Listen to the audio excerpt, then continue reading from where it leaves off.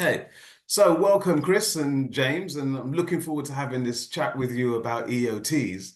Um, and as you all know, is that succession planning has been high on the agenda for law firms, just generally. And the breaking news last week was that Meyerson has become an employee owner business, which clearly is great news. And what I would love to know is, what is an EOT? And why was becoming an EOT such an attractive proposition? Yeah, well, thanks, Andre, for having us. It's really good. So, an EOT model is really a form of succession planning. Employee ownership trusts, as they're formally called, were established back in 2014 to promote employee ownership as a business model in the UK.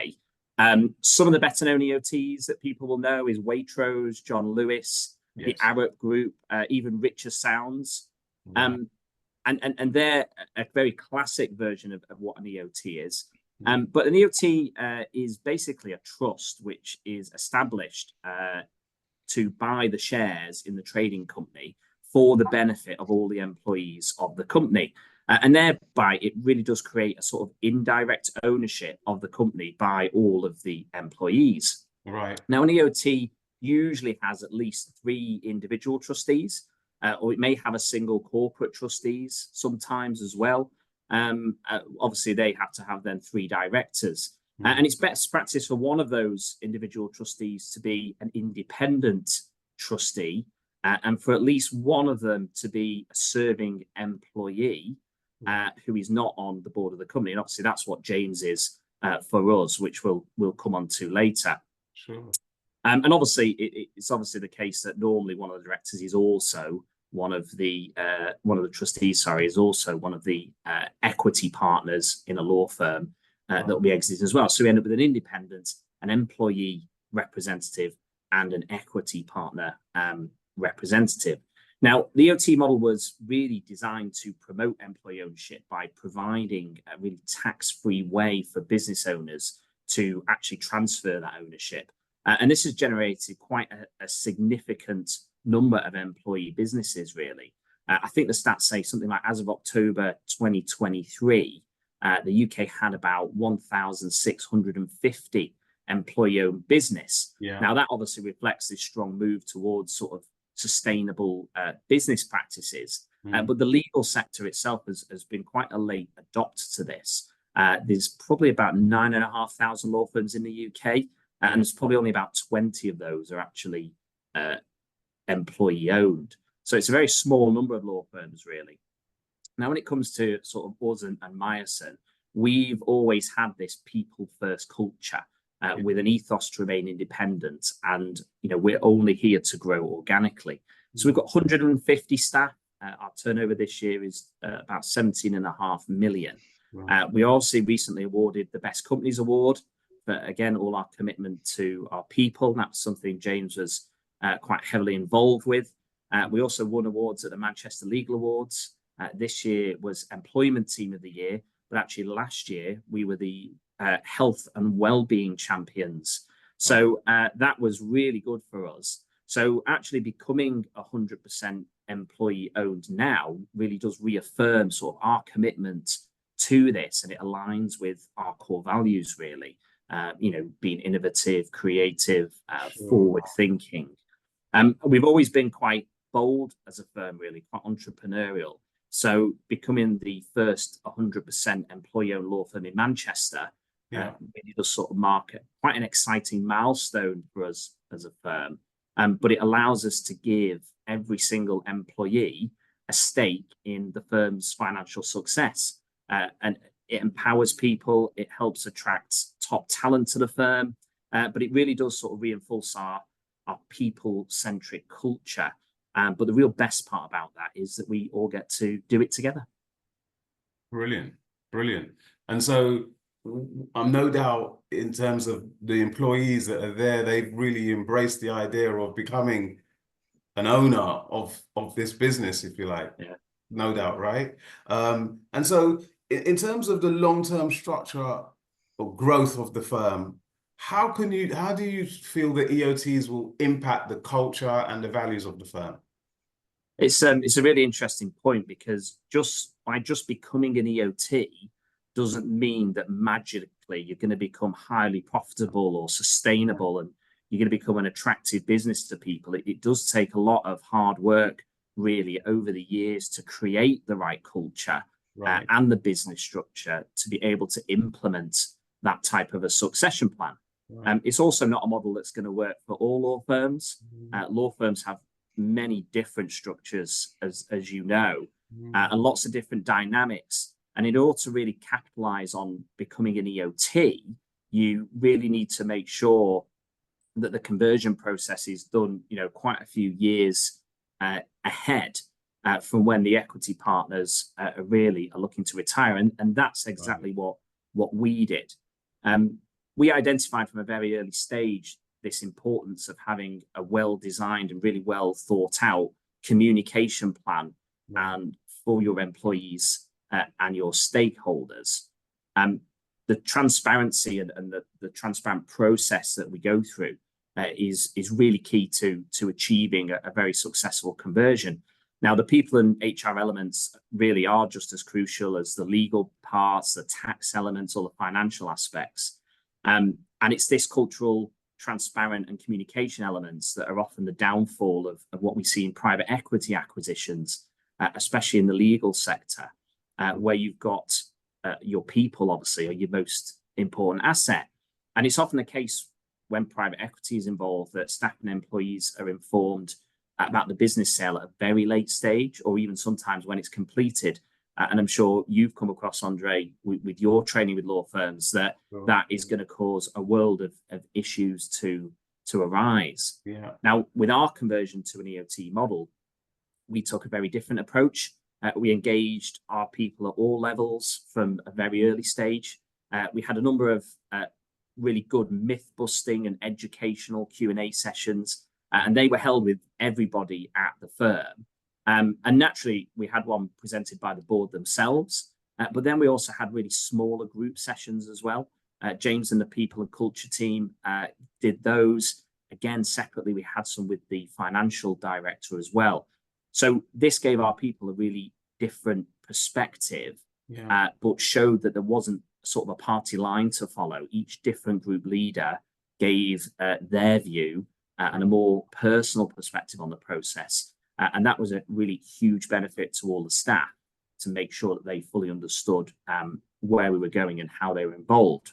Right. Now, if we take that from the way we were set up to how we are now, ongoing, now that we are an EOT, we put in place a number of other checks and balances as well, really, that align with the same kind of thing. So we have regular updates from James and the other trustees. We have our suggestion box for anonymous ideas that's really sort of been highlighted a lot more to staff so they can make those suggestions anonymously if they want to. We've also created a culture committee, and they're now in place to really championship employee engagement. They're here to make sure that the board is putting the people first and always at the forefront of any decision making that they do. And I'm sure, as James will be able to tell you, the trustees themselves meet regularly, and they are there themselves to act as a check and balance. So all in all, there's a lot of process goes into making sure that people and culture are at the forefront, and those are the steps we've implemented to help do that, really. Yeah. Some amazing mechanisms that you've got in place there, and it's so important that when you're looking at culture, that you are able to have or implementing steps that you can measure it, because it is nebulous. And so to an extent, you need to have these KPIs in place so that you can understand, well, okay, is our culture helping us to accelerate growth? Was it slowing us down? Or, what can we do to improve it? So that's brilliant. And so, James, it brings nicely to yourself, really. So you are a trustee, is that right? I am. You are? I am. Well, there's, as Chris mentioned, there's lots of different ways to do an EOT. The way we've chosen is we have one corporate trustee, and there are 3 directors of that trustee, of which I am one. So it's a trustee in one sense, but strictly speaking, a director of the trustee company. Okay, so you're a director of the trustee company. And so tell me a bit about your role. What are your responsibilities? And it sounds like you've got a really important role to play, actually. Yeah, absolutely. So, as Chris alluded to, it's common practice to have at least one employee trustee of the business. Right. There can be more, but we made the decision that starting off, we'll go with the one. So yeah, I am that employee trustee, and I'm very privileged to play that role. Essentially, Andre, it's my job to ensure that day-to-day decisions that the board makes are in keeping with the best interests of all employees. So I represent the interests and perspectives of all of the employees as a whole, with regards to any wider concerns or feedback. So it's my job, and indeed all of the trustees' jobs, to make sure that the board doesn't make any significant decisions that will impact everyone without seeking prior trustee approval. Right. So do you collect data on your employees, and is that what you have to do to make sure that you Essentially, I mean, yeah. my role within the kind of people and culture team has changed slightly as well. So I, along with our people director Jordana, we attend monthly meetings with the board, Yeah. from a people and culture perspective, Yeah. to keep tracks on various HR matters. But primarily, again, as Chris alluded to, we have set up what we call a culture committee, or an employee engagement committee, to give Yeah. its proper terms. And members of that committee are a cross section of the firm, in lawyers and non-lawyers, and various different levels of role are represented. So we get a great cross section of the firm. We get under the skin of what's going on, and if there are any kind of wider concerns, I will then raise that at trustee level. We're talking about significant concerns, not necessarily Yeah. teabag brands, or Sure. the loo in on the second floor is blocked again. Yeah. We're talking about big cultural matters that impact the firm, for years to come. So that's what we do. We're really excited about it. We feel it's a great way to keep, again, that engagement throughout the business, and to make sure the culture at Myosin is preserved for many years to come. I think the EOT model is the best way to do that. It's brilliant. And what's also fascinating is the fact that at Myosin as a firm have decided that culture was important to them even before deciding to go down the EOT route. Putting people Absolutely. first was something that you all wanted to do. It is, and I can't think of a better example of that than doing something like this, because we're really proud of the culture that we built up at Myosin. Yeah. It's a big selling point from a recruitment perspective, because there's lots of lawyers who are a bit disenfranchised, disillusioned at bigger firms, and moving somewhere with the focus on culture and well-being that we have here was always a selling point. And it's now that on steroids, because hopefully future employees can see that uh, by doing what we've done, we've kind of cryogenically frozen the mice and culture and independence for years to come. So yeah, we're very excited. Brilliant. And so not only are EOTs really great for culture, attracting and retaining talent, but there's also some financial benefits in there as well for firms that choose to go down this route. Tell us a bit about some of the tax advantages that are Yeah, available. there's plenty to go out, and without getting too technical, really. But under the Financial Act 2004, the UK government made using EOTs obviously very attractive by granting various beneficial tax reliefs. So any individual who disposes of shares in a company to an employee ownership trust will be exempt from capital gains. Now, this could become potentially more important soon, with Labour's rumoured changes to the rates of capital gains tax, Right. obviously, especially at the time of recording this pre-budget, Yeah. and obviously the removal of business asset disposal relief. Now, what that might mean is that if they do remove, or they raise the amount of CGT, I should say, but they don't remove the reliefs, then EOTs will become even more attractive than they are now. So we just need to watch and wait and see what happens with Labour's upcoming budget. Now, a company that's owned by an EOT can also pay their employees an annual bonus of up to £3,600 free of any income tax. So that's a massive bonus to the employees there. And obviously the Employee Ownership Association, they are really sort of lobbying the government to raise that even further now to well over the £4,000 per annum mark. But again, we'll have to see what happens with Labour's budget and if that goes any further. There's also some reliefs as well from inheritance tax on certain transfers as well that go into the EOT, depending on what kind of business they are. Now, obviously, there are several sort of conditions really that companies and law firms need to be satisfied by and need to obtain in order to get the tax reliefs. An EOT, we're 100% employee ownership company, but EOTs must only hold more than 50% of the company's shares to be classed as an EOT. And as I said, many like ours are 100% ownership of the trading company, but it doesn't necessarily need to be the case. You do get other schemes from HMRC, EMIs, CSOPs, SIPs as well.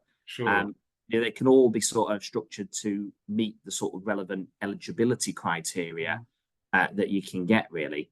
But really important things as well, the benefits of an EOT must be available to all employees. So again, that encourages inclusiveness and doing things together. All employees have got to be treated equally. There are a few limited exemptions, but generally that applies.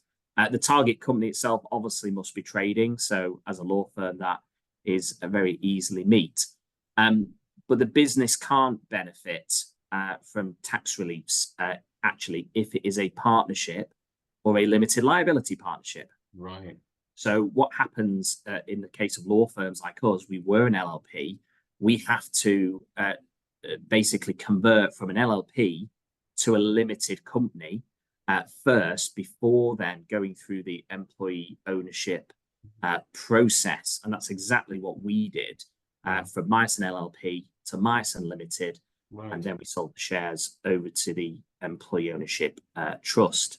Okay. Now, obviously, other conditions can apply as well. So it is really crucial that you do an eligibility assessment at a very early stage of the planning. Obviously, this is something that we can support other businesses with on the work we do with EOTs. And we work with businesses and their accountants and their tax advisors, actually, when it comes to looking at structure and making sure that their trading company is structured correctly.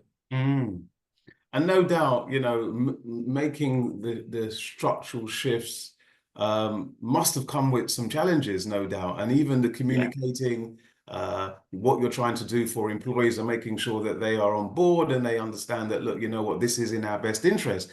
There must have been a load of work gone into making sure that, you know, that you're explaining things in a really good way. So share some of the challenges that you encountered and how you overcome them. Yeah, it is an interesting point. And as you know, when you're creating employer businesses, it does have advantages. But yeah, as you say, there are some pitfalls, really.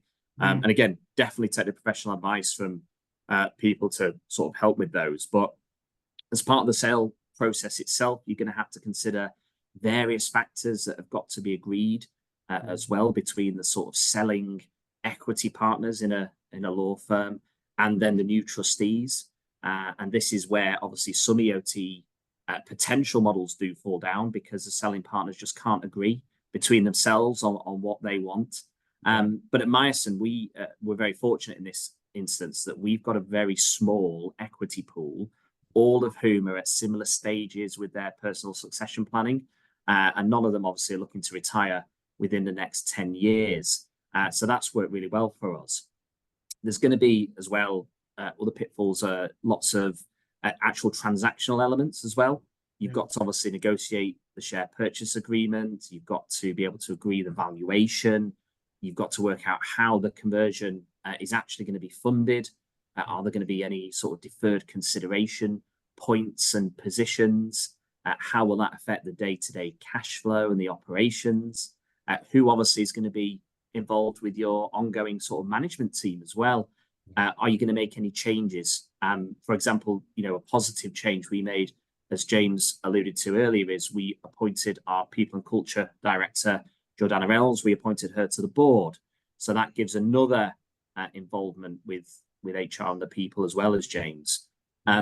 You've got to think about what the ongoing shareholder arrangements might be. What sort of profit distribution policy are you going to have? For example, how are you going to split that between your employees? And also, when will you start making those distributions? It might not be right for all EOTs to distribute from day one, but then it also might be sort of like we're going to do, is where you'll make distributions before you've paid off the equity partners. So these are all things that you've kind of got to think about. Obviously, there's going to be the tax considerations as well. You've got to work your way through that. And again, as we've said before, it's the employee and stakeholder communications element that is just as much of an important thing to do. And obviously, when you are converting and you are a law firm, you've got to deal with the SRA as well. So all the sort of regulatory aspects can be quite tricky to deal with, and timeframes to go with that. The SRA are very busy, and you've got to wait on them as well. So as we were converting, obviously, from an LLP to a limited company, we also had to deal with all of the, we had to contact all of our active clients because we were changing legal structure. So they all had to give positive agreements, obviously all our supplier contracts and everything else. So all of this was a real big task to try and coordinate and deal with it through that time, really. Now, the way we dealt with that as well is through the process. Richard Lloyd, who's our Chief Operating Officer, he did an absolute fantastic job carefully coordinating all of those tasks simultaneously so that everything came together all at one time. And it's really important, obviously, to make sure that the actual transaction issues are dealt with, but those practical issues as well, especially when you're trying to run a law firm at the same time, and the regulatory aspects just add a whole new dimension to it. So really being able to make sure that your internal team and transaction structure is there is going to mean that you've got everything in place to work on the practical issues as well as all the issues that come with the actual EOT conversion itself. Brilliant. And so if there was anyone listening to this interview here, and we will this conversation about EOTs, and they're thinking, right, you know what, this is something that we would like to consider as a company, whether you're a law firm or another type business, what would be the 3 key things that you think they ought to consider at early stage if EOT is the route for them or not? Well, as I talked about earlier, really, it's about making sure you've got the right support in place when you go through with this. Obviously, we've got a fantastic corporate team. They've amassed significant expertise in advising both established EOT businesses and obviously those converting to EOTs. And obviously, we've got first-hand experience of doing the EOT conversion ourselves. And we understand a lot about what it's like to operate one, which gives us probably quite a unique sort of practical knowledge to help guide others through it beyond the conversion all the way through to employee ownership, really. We're currently advising another 2 or 3 law firms at present, and we're supporting them on their journeys. So that's been really sort of insightful. So making sure definitely you've got the professional team in place. The other thing is to speak to lots of other people. We are a proud member now of the Employee Ownership Association.